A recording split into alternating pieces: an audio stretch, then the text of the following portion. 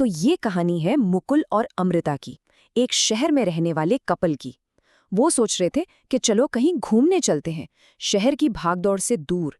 पर उन्हें क्या पता था कि गांव से आया एक छोटा सा न्योता उन्हें एक ऐसे भयानक सपने में खींच लेगा जिससे बाहर निकलना शायद नामुमकिन था। तो चलिए इस कहानी में और गहरे उतरते हैं।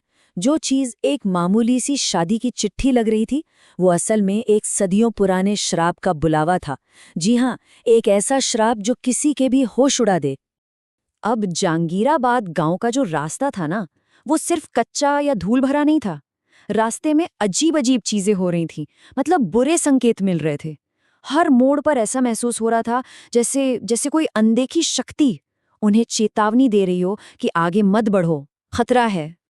आप खुद सोचिए, सफर अभी शुरू ही हुआ है और ये सब होने लगा। एक आदमी जो किसी सुपर हीरो की तरह बिजली की रफ्तार से दौड़ रहा है, उनकी गाड़ी से भी तेज। और फिर एक बछड़ा जो पता नहीं कैसे पेड़ के ऊपर फंसा हुआ है।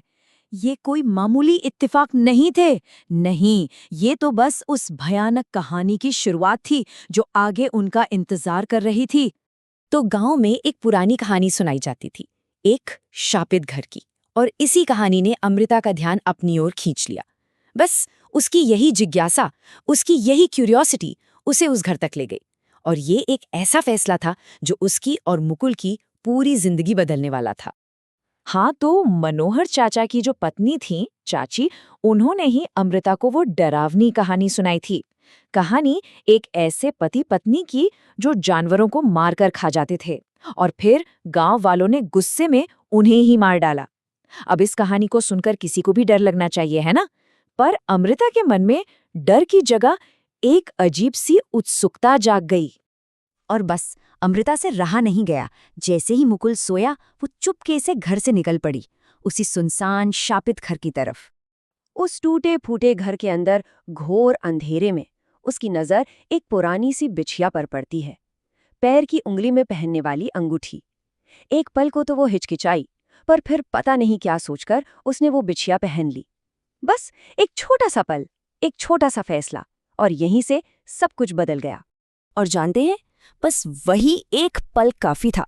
उस मामूली सी दिखने वाली बिछिया को पहनते ही अमृता ने अनजाने में एक बहुत बुरी, एक बहुत शक्तिशाली आत्मा को अपने आप से जोड़ लिया। एक ऐसी आत्मा जो ना जाने कब से इंतजार कर रही थी अपने अगले शिकार का। यहाँ से कहानी एक बहुत ही भयानक मोड़ लेती है। मुकुल का जो सबसे बड़ा डर था ना, वो सच हो गया। उसने अपनी पत्नी को, अपनी अमृता को, अपनी ही आंखों के सामने एक ऐसी चीज में बदलते देखा जिसे वो पहचान तक नहीं पा रहा था। ये बदलाव सिर्फ उसके बर्ताव में नहीं था, उसकी आवाज बिल्कुल बदल गई थी, भारी और डरावनी हो गई थी। उसकी हरकतें जानवरों जैसी हो गई थी। वो कच्चा मांस मांग रही थी। मतलब वो अमृता थी ही नहीं जिसे मुकुल प्यार करता था। ऐसा लग रहा था जैसे उसके शरीर पर किसी और का कब्जा हो गया है। और मुकुल, वो बेचारा बिल्कुल बेबस था। वो देख रहा था कि उसकी पत्नी खुद को ही नोच रही है, अपना ही खून चख रही है, पर वो कुछ नहीं कर पा रहा था। घर वाले भी समझ गए थे कि ये कोई डॉक्टरी बीमारी नहीं है, ये तो भूत बाधा है, और इसका इलाज किसी अस्पताल में नहीं होता। पूरी तरह से टूटकर, हताश होकर मुकुल घर से यूं ही कहीं निकल पड़ता है। और तभी उसकी मुलाकात कुछ ऐसे लोगों से होती है जो उम्मीद की आखिरी किरण बनकर आए थे। उसे तालाब के किनारे आग जलाए 4 लोग दिखते हैं, और ये वही लोग थे, जी हाँ, ये वही लोग थे जिन्हें अमृता ने गांव आते वक्त बिजली की रफ्तार से दौड़ते हुए देखा था। वो 4 लोग मुकुल को बताते हैं कि डरो मत, हम बुरी आत्माएं नहीं हैं, हम तो तुम्हें चेतावनी देने आए थे। और फिर वो उसे सबसे जरूरी बात बताते हैं कि ये सब जो हो रहा है वो एक निशानी के वजह से है। अमृता अपने साथ कोई शापित चीज ले आई है। उन्होंने कहा, उस निशानी को ढूंढो, वही श्राप की जड़ है। ये सुनते ही मुकुल के दिमाग की बत्ती जलती है। वो भागकर वापस घर जाता है और उसकी नजर सीधे अमृता के पैर पर जाती है, और वहां वही बिछिया थी। उसे जवाब मिल गया था। पर वो आत्मा अपने नए शरीर को इतनी आसानी से छोड़ने वाली नहीं थी। और इसके बाद तो घर में हंगामा मच जाता है। जैसे ही मुकुल उस बिछिया को छूने की कोशिश करता है, वो आत्मा जाग जाती है और उस पर हमला कर देती है।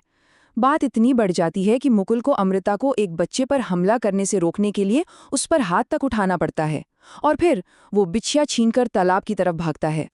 लेकिन वो आत्मा अमृता के शरीर में उसका पीछा नहीं छोड़ती।